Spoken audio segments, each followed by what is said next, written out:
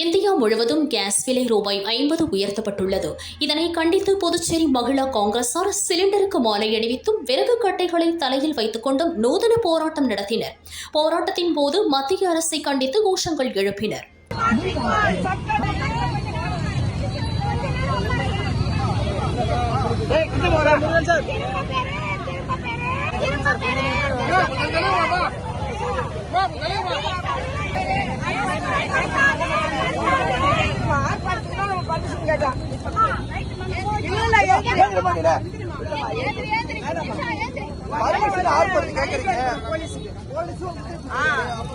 police